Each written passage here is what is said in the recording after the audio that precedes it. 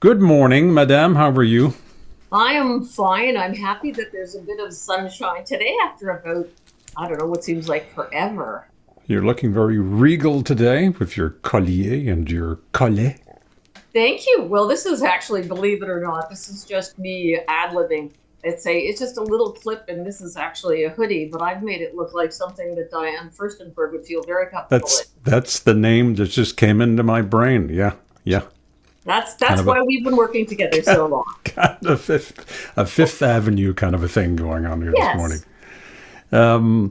But a ways from Fifth Avenue brings our subject for today, which, my goodness, had you told me 2 days ago, 3 days ago, we'd be talking about this, I would have said you're nuts. But wow, what a rediscovery this is. We're talking about Beavertails, Beavertails. the snack, the famously so-called Canadian snack that Barack Well, it's Obama stopped by and bought in that's right. 2009 in Ottawa. Mm-hmm. And has been featured on South Park and Saturday Night Live. And its humble beginnings go back to a couple that came up from the States. One young Pam and her husband Grant, and they had come up from the States. And they decided, oh, there we are with Barack Obama Hmm. and being featured on Saturday Night Live and South Park. It's a legendary pastry company. They started it at the Killaloe Fair, which is just outside Ottawa, where you and I both used to live and work. And then they opened up their beautiful little rustic store in the Byward Market. Yes, And 1978, which is the year I graduated from journalism school at Carleton. what a That's almost coincidence. that's almost 50 years ago. God bless us all. God, that means we must be over 50. Ah, No, no, no, no, no. but So yeah. continue. Please continue. Go ahead. Well, anyway, I always loved Beavertails, and fast forward years later, I come to Montreal, and I'm working in broadcasting. At about 2015, I met a nice young man called Bernard St. Louis Jean, who is a graduate of McGill University and a member of the McGill Young Alumni Association, or Youth Alumni, and one of the mentors of that organization, and that's just one of his many philanthropic endeavors, was one Pino Di Ioia, who started out in Ottawa as a store manager and then became a franchisee in 93 and had master franchises in Quebec by 97, and by 2001 a CEO. And in 2011, he's the owner and CEO of Beavertails Canada, which has over 200 locations all over the world, including Dubai and Yes, also. I brought this up on the website here. Utah, France, Qatar, Fayetteville, Arkansas, of all places. Oh And no, well, let's bring him in. I had no idea that this brand had taken off as widely as it has. And I still have, of course, as you were saying, the memories from back in Ottawa, back in the 70s and 80s. And there is Pino right now, the I'm king, hearing the story, Yvan. the king of Hi, all right. Beaver Tails. Good morning, Pino. How are you? I'm fine. How are you? Good. Good to meet you. Good to meet you too, and And nice to see you congratulations. again, Aaron. I've been doing a bit of homework on Beaver Tails here in the last couple of days, and I had no idea that this brand had taken off and had become as popular as it is around the world, literally. So congratulations to you, my friend. Thank you. Very, very kind and generous of you. It's a blessing and a curse at the same time. It's often said that we're too big to be small and too small to be big, which is a funny place for a brand to reconcile, but it's not a bad place either. It's quite something. How many people do you employ? Altogether, the franchises are about 1,200. Okay. At store level, we're about 17 at head office. Okay, so that's still a lot of folks and mortgages and groceries and things that Yes. you're responsible for. So why a curse, Pino? You say? Well, that's a strong word. I use it a bit tongue in cheek, but we are what some consultants have called a love brand. Humbly, we hate to refer to it as that because it sounds maybe a bit arrogant. but our brand is one that people unmistakably have a memory of. And as I heard you speaking there, everybody remembers the first time they enjoyed a Beavertail. I remember the first time I had mine as an employee. And that's a wonderful blessing.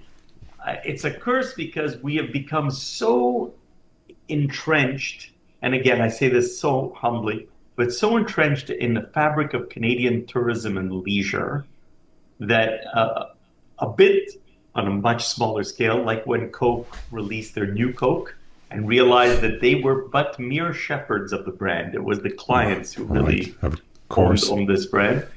And in the same way, when we try to take our lovely, iconic Canadian pastry out of its comfort zone, we never know what to expect. And sometimes we get phenomenal, unexpected reactions, and sometimes we get less phenomenal. But it's really a delicate high wire act at times.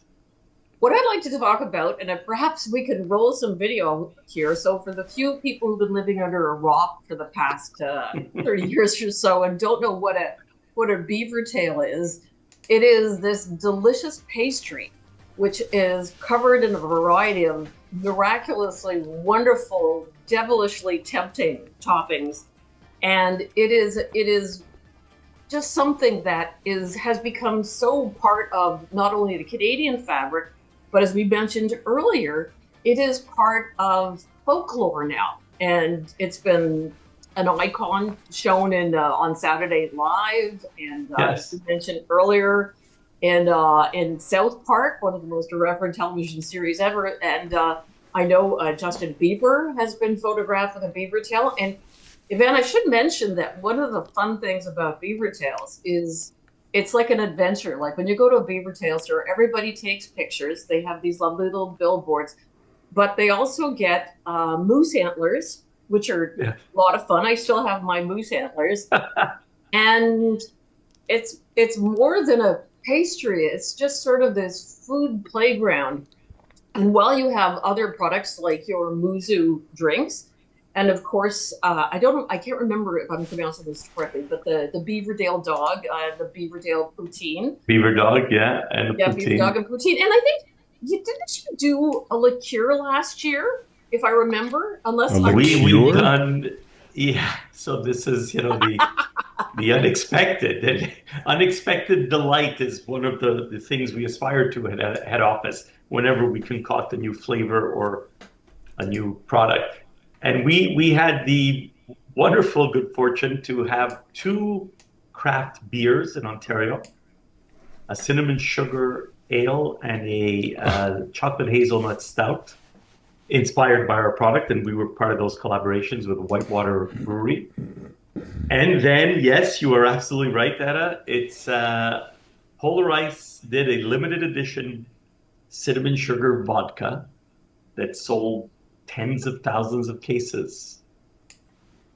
That's what I find is crazy about it, because once again, it's humble beginnings from both Pam and her husband Brent, and it was from, I think, a German recipe or something like that. Yeah, very, very good. And I will say, as you say, very humbly, you'd think, well, it's very unassuming. It's some pastry that looks like a Beavertail that has great stuff on top of it, but it has become the stuff of folk legend now, and also is stretching. I'm just waiting for the Beavertails pizza to come out next. Well, the Beavertail, that photo is our very humble beginnings in Killaloe. It wasn't quite in Ottawa. It was about 2 hours southwest of Ottawa, if I have my geography right.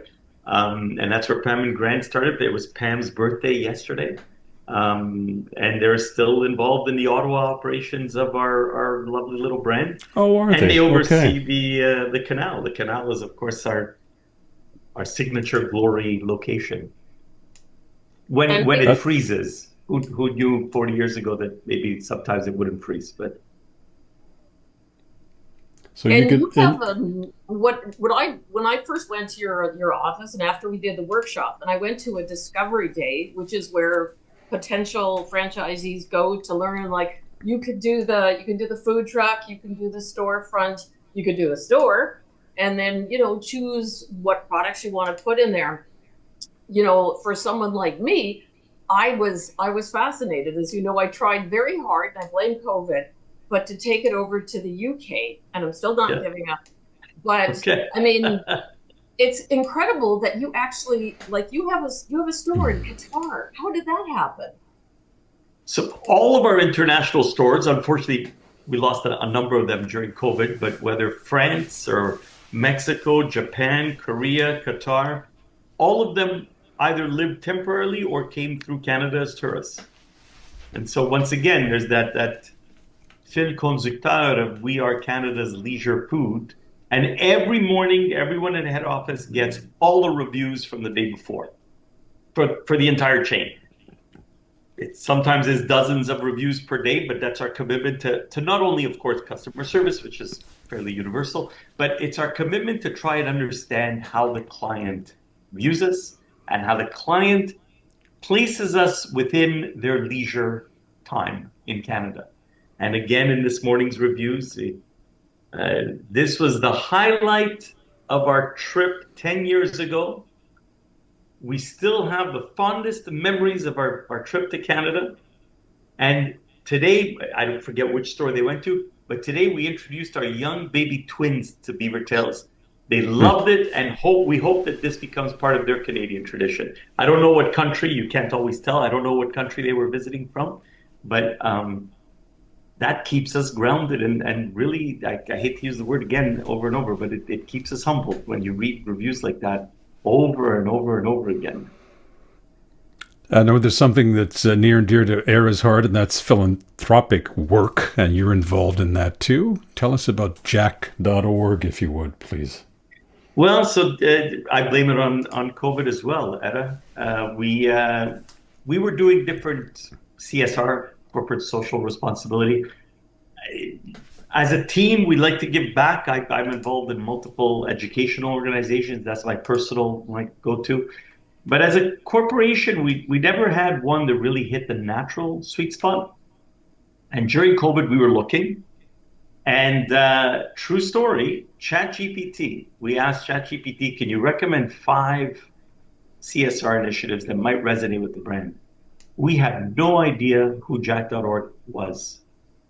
But it was a couple from Toronto whose son, Jack, tragically committed suicide at Queen while he was at Queen's University. And in his note that he left them, he said, I was not happy.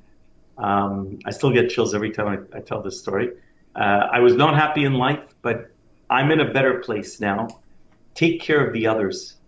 And the parents really shrewdly and intelligently understood that the people most likely to recognize the risk of suicide in other youths is youths, because you're not going to show the teacher or the social worker. Your guard is up with those people, but your fellow peers might understand more. And when we read that story, we service youth is a primary target of ours, but we employ thousands of young people who will get notes. So we call it a Beaver Bible. It's our culture book. And we went and got stories of all our former employees who had made it up to manager and whatnot. We have current or recent politicians, lawyers, doctors, all who went through the ranks of Beavertails as a summer job. And so when we read that story about Jack.org, we immediately thought, wow, this is really an opportunity not just to celebrate our clients and to help our clients with something that could be very touchy, but also to empower our employees to address this, which again, since COVID, let's face it, this is tragically more than headline. This is more and more sadly common. So there the relationship was born, and I hope to do more with them. Really, just even outside of business, it touches the education space that I'm personally committed to indirectly. So it's the most opportune way that we are able to put our money where our mouth is, as they say. It's what's intriguing for me is how the brand now, and with all the tools you have at your disposal now, it's more than just rolling dough now, right? You're studying your clientele. You want to provide them with a product that they enjoy. You have to keep reinventing yourself too, don't you? I mean, I was just looking at the last time I had a Beavertail, and I'm sorry to say this, Pino, was a long time ago, and it was a piece of dough. It was a piece of dough with a bit of cinnamon and sugar on it, is what it was, and a piece of paper. Yeah, and in the market, of course, it's fun when you're out there in the market eating the dough, sort of thing, right? But Yvan, you mentioned the market, and here's a funny story. But I still remember when the founder, Grant, when we presented to him our red wax wraps to present this product in, and he said, "Well, why do we need that? That's just going to cost more. I don't think we'll want to participate in that initiative." And we gave him a few cases on the Rideau Canal, and he literally came to us the next day. Our conference was held in Ottawa that year, and he said, "I could not believe the sea of red skating across the canal." right. And of course, we sell hundreds of thousands of pastries on the Rideau Canal every year. It's our, what brand is born of a boring scenario? That's where our brand really grew up, and it was a magical scenario. What could be more Canadian than enjoying a nice hot piece of fried dough, reassuring and comforting on the world's largest skating rink? But until that day, so talk about reinventing, until that day, even the founder could not fathom that all these people enjoying it could be visually, it was almost like the brain trust that came up with the idea of the Jacques Cartier Bridge with the little blue lights zipping up and down. That existed in the internet, in the world beyond. Nobody actually manifested it in real life in LED before our eyes. And in the same way, we've constantly got to be improving. And probably the most common way we innovate is through our flavors. And although a lot of people tell us that their cinnamon sugar is their classic go-to, reminds me, in the ice cream industry, you have to offer 15 or 20, 31 if you're Baskin Robbins, but multiple flavors. But 60% of sales are vanilla, probably 20% are chocolate, and another 10% are strawberry. Universal North America wide. But the kid has to come and say, "Wow, look at that brownie triple caramel explosion," before he says, can I have a scoop of vanilla, please? I see. So we need all these grandiose flavors to keep our brand relevant. Well, I saw a pistachio go by a minute ago. That's the next one I'm going to order next time I'm in here, Beavertail. Truthfully, not because you said it, but it's my new favorite. Good for you. Very high quality pistachio paste. Well, I'm sorry, Van. Please continue, my dear. Go ahead.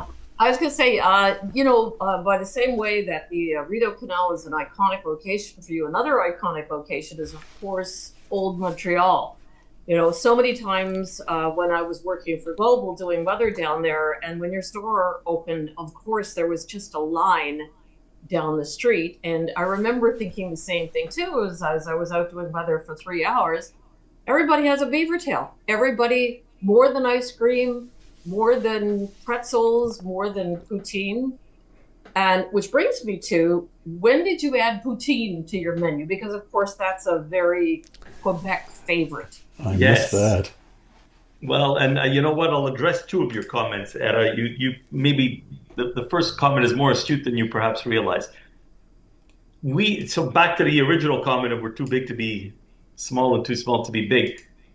We incessantly receive stories from our fans and from our franchisees, and just anecdotally, where if you have people visiting from the UK, let's say, and you live in Calgary, you will say to them, "I'm going to take you somewhere magical and purely Canadian. Let's go to Banff, and you're going to try something like you've never tried before, within a majestic setting, beautiful." But if the same person visited another friend in Edmonton, that friend would probably say, "I'm going to take you to Jasper, and I'm going to have you try something unmistakably Canadian." And if that same friend visited Vancouver, they would take you to Grouse Mountain, and Victoria, and they would take you over to Victoria. Old Quebec for Quebec, and on and on and on. And across the country, we seem to have stumbled on, because it really was not strategic or intentional, but we have become that little secret you share with your guest to Canada, and you call it your own. And when we ask the average person, how many stores do we have? The answers typically range between 20 and 40. And in fact, we have about 40 store-in-stores or ghost kitchens, which we don't really count. We have 40 brick and mortar stores, 44, like Montreal or Banff. We have 40 to 50 food trucks and 40 to 50 amusement parks. So we're up about 150 to 200, depending how you count those. But everybody thinks of the one. And Yvan, early on, you said, you haven't had one in a while. So often people will also say, where can I get a Beavertail? I live in Montreal. And if you're driving from downtown north, you can get us in Montreal. You can get us at the water park near Boquer. You can get us at Saint-Sauveur. You can get us in Tremblant. And you can get us at any variety of events that our trucks are located at. And you can get us at Mirabel outlets up in Mirabel. More stores than most people would realize on the way. And before Guzzo Cinemas departed the economic landscape, we were in their cinemas as well. But unless you're going to one of those events, you don't think of Beavertails at one of those events. So I just wanted to highlight that in terms of our place in the Canadian fabric, it's a weird place. And with poutine and hot dogs and the like, is it because, and it's going to sound rather perfunctory, like where I'm going now, but do you need extra stuff to bring people back to the store? Is that what that's about? Perfunctory is an excellent word. We use a transactional as our four-letter word. We never want to be transactional. We always want to deliver magic at Beavertails. But in fact, the poutine was born indirectly of two occurrences. Our franchisees, the most expensive part of opening up a Beavertails store, Etta, you might remember this, is the ventilation. If you're in a truck, it's not so bad. But if you're in a 4-story historic building, as we are in Montreal, you need quite a few engineers to get that ventilation to the roof of the building, which is what the building code requires. Right. But once you have that ventilation, the most common food product, I think the most popular food item in the world is pizza, if you rank them. But the most common is French fries. And the distinction is that you might go for hamburgers, but have fries with it. You might have fries with your pizza too. So fries is the most common. And our franchisees early on said, well, we want to do French fries. We already invested.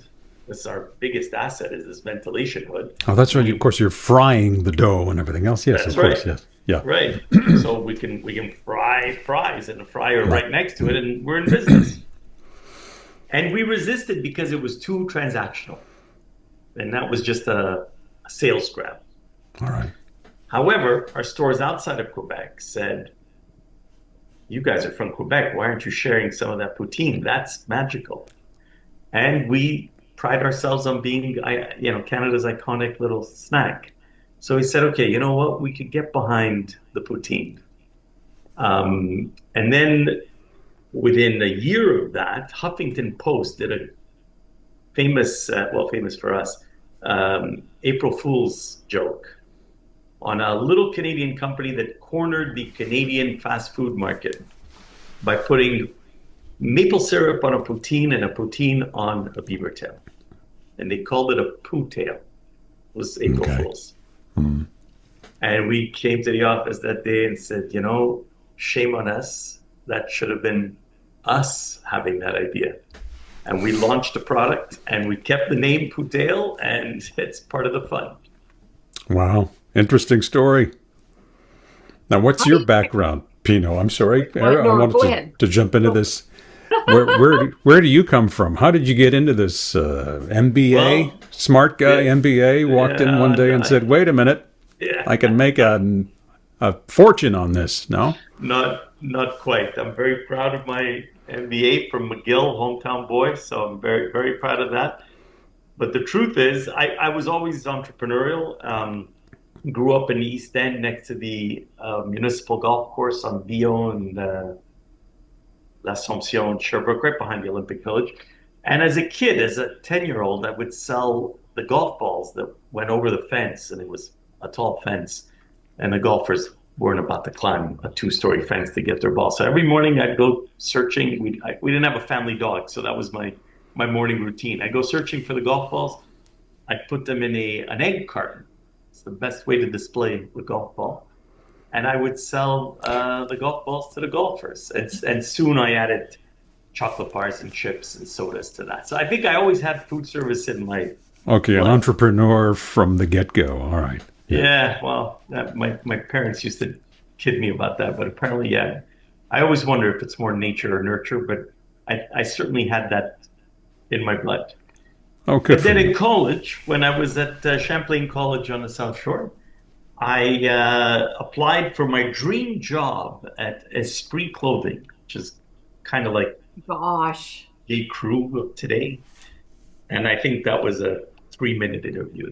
They told me quite unceremoniously that I was not meant for that job. And so I applied for the next best job. Everybody can get a job in the food industry, right? So I applied for that job at La Ronde. And as I tell my kids more frequently than they want to hear it, that you don't get fired in life. It's amazing how far you can go. It really just started as a summer job. Any long family summer. members involved in the business? Well, so early on, my wife, then girlfriend, high school sweetheart, came and worked in the summer at La Ronde. Didn't like the food industry. She was in the fashion side with Alfred Sung and The Gap and all those big players coming into Canada at the time. But over time, I converted her and got her to join the company. And my twin brother, who also did his MBA at McGill as well, but went more the corporate route. But I got him to join what would become the family business. Now, I met Fabulous. your family, and I also, one of the things that impresses me the most, and everybody talks about it today, but when I first went to your office on St. Patrick, which I think is the Sud-Ouest, Yes. I was Yeah. really impressed as you were wearing a trademark Beavertails checkered Plaid. shirt, whether it's Yeah. a plaid shirt. I still have my Beavertails plaid shirt, but that is iconically Canadian. I'm a lumberjack and I'm okay, sort of thing. Yeah. The moose antlered chandelier and other Canadian things that you look at. And how did you come up with all the branding, including the famous checkered, which, your checkered pieces of paper, and the plaid, your employees wear the plaid shirts? How did that come about? And I'll tell you, this is a true story. My brother and I, about once every couple of months, will show up with the same plaid shirt. And we do not shop together, but it's that weird twin thing, or a Canadian juxtaposition of that weird twin thing. My wife is our creative director. My twin is our CFO. We're all business partners. And Tina will tell you that she spends a lot of time reconciling the natural tension there too between the cliche Canadian. So we've been asked could we do a pop-up store that looks like an igloo? And in the right environment, that might be fun. But we don't necessarily, want to go that cliche. But we do have canoes hanging in a number of our stores where the ceiling height permits.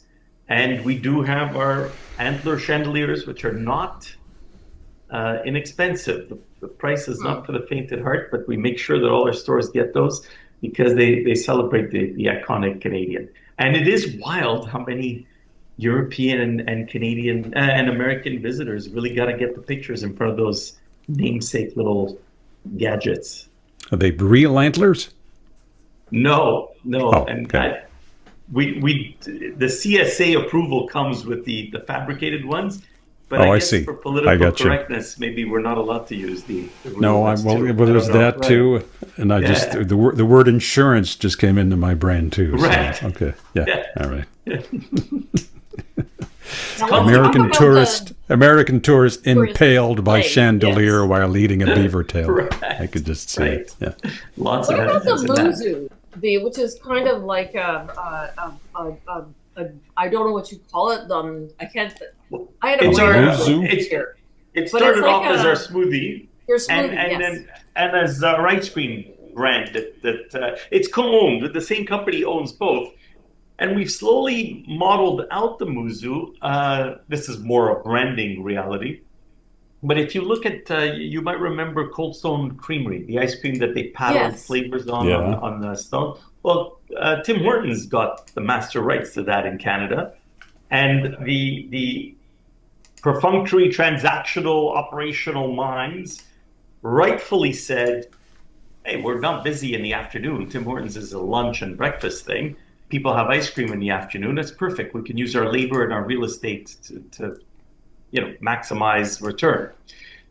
Well, as it happens, I think we're so overwhelmed with information that the average person just doesn't imagine you being a specialist of two things. So Tim Hortons can be ice cream or it can be coffee and sandwiches, but it can't be both. And that's why you don't see any of those together anymore. So over time, we noticed that our ice cream, the number one destination, if you will, for our ice cream is to put it on a beaver tail. People have an a la mode beaver tail. So if it's a hot day, you may not want a hot pastry. Ice cream is maybe more appropriate, but you're at beaver tails. So you know what? I'll have the best of both worlds, put the ice cream on a beaver tail. And so we just melded them together. And the name is still there for trademark reasons, more subtly, just because we're protecting the trademark. You have to commercialize a trademark to protect it.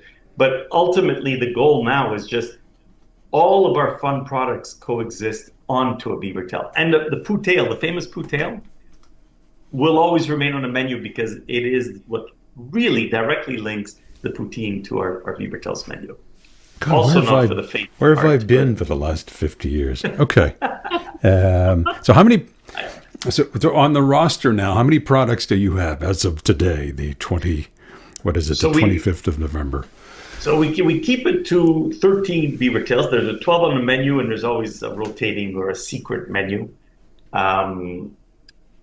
That's our hero. That's like majority of our sales.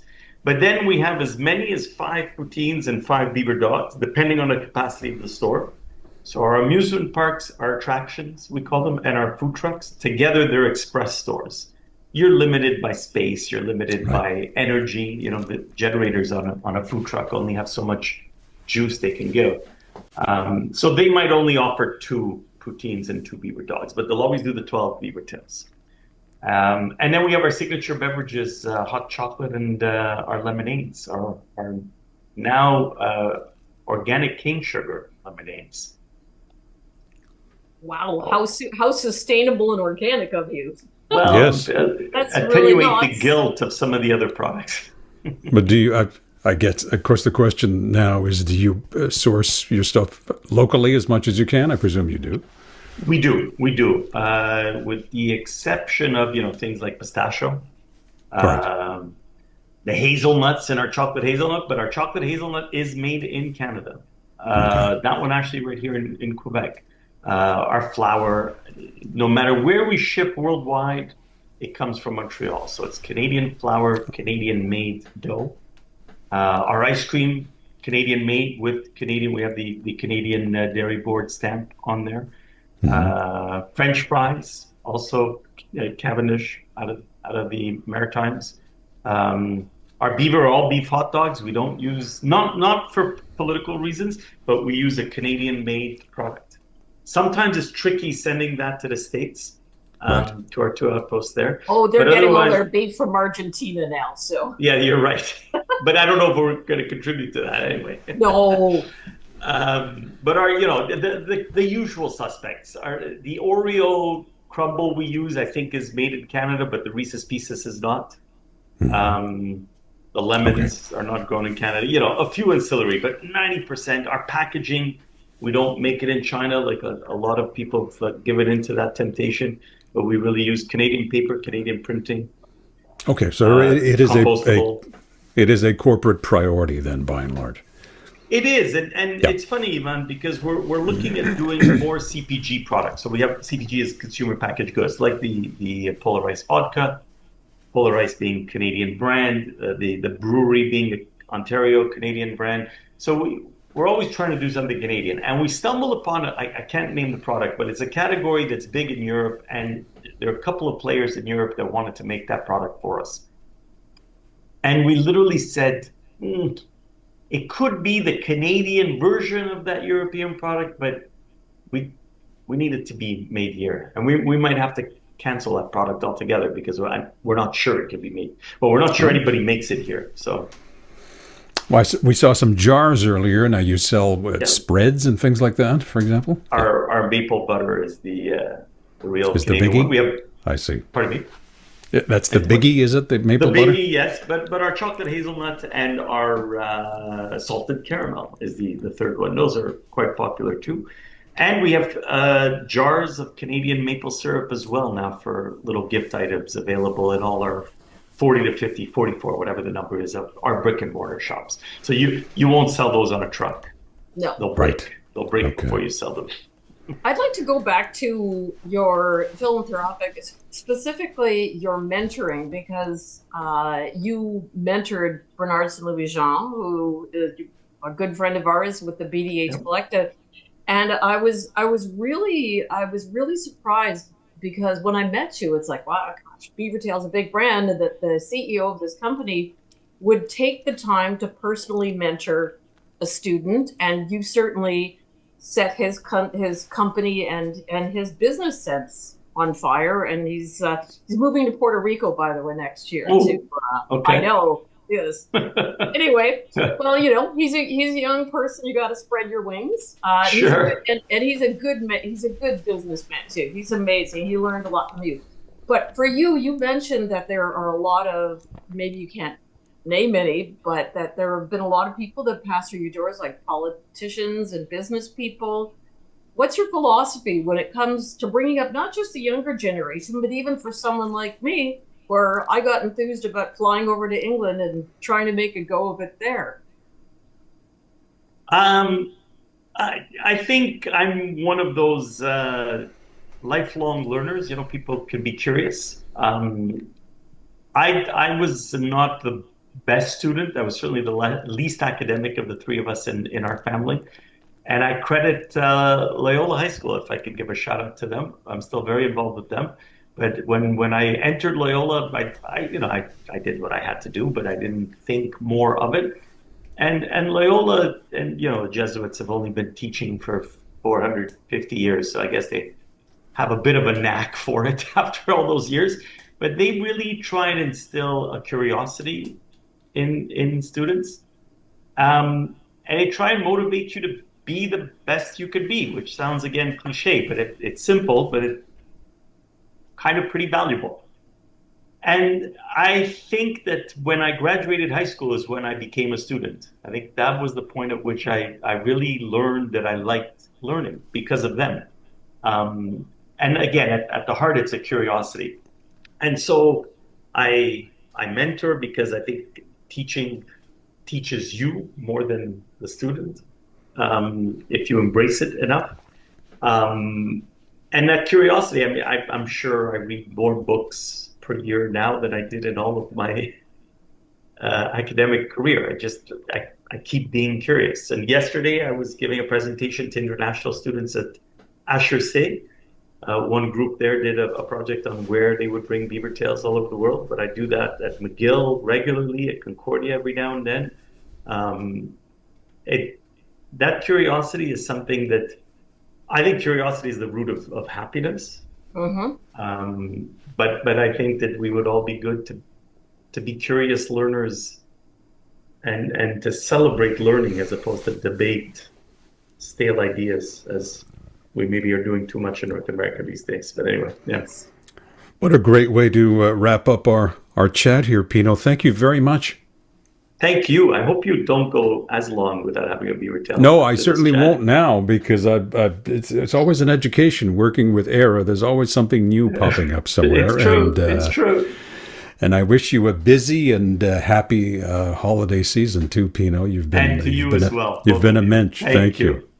Thank you, guys. Thank you, Ciao, Pino. ciao. Ciao. Bye-bye.